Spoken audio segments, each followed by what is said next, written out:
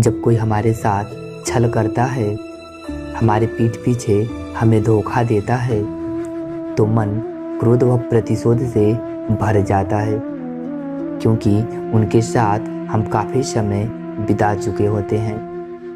अपना मन, अपना धन और तन सब कुछ उन पर न्यौछावर कर चुके होते हैं।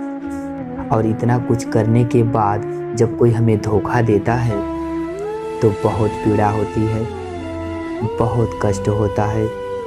हम यही सोचते रह जाते हैं कि हमारे में क्या कमी थी।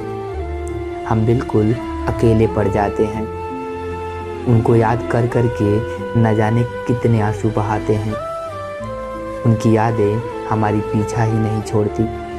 लाख भुलाने की कोशिश करते हैं, फिर भी नहीं भुला पाते। परंतु इससे उस सामने वाले व्यक्ति को कोई फर्क नहीं पड़ता। वो एक बार भी हमारे बारे में नहीं सोचता।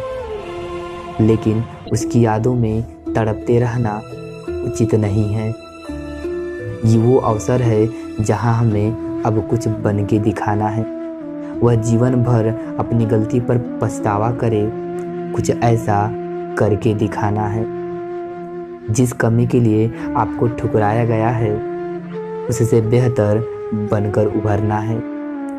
सिर्फ उसके लिए नहीं, खुद के सम्मान और परिवार के मान के लिए भी। आपका अपने जीवन में कुछ कर जाना ही उसके लिए सबसे बड़ी सजा है। वह जब जब आपको देखे तब तब अपनी गलती पर पछतावा करे। यही आपकी सबसे बड़ी जीत है। उस धोखेबाज साथी को ना अपशब्द बोलना है और ना ही उससे ईर्ष्या करना है। उसकी आंखों के सामने ही इतना काबिल बन जाना है कि वो आपके काबिल ही ना रहे। और ये कोशिश आपके समाज में, आपके आसपास लोगों के लिए प्रेरणा का कारण बनेगी और धोखेबाज लोगों को एक सबक मिलेगी। और यदि ऐसा नहीं करते हैं, उनकी यादों में भटकते रह जाते हैं, तो आप सिर्फ खुद का नहीं बल्कि अपने प्रेम का भी अपमान करते हैं।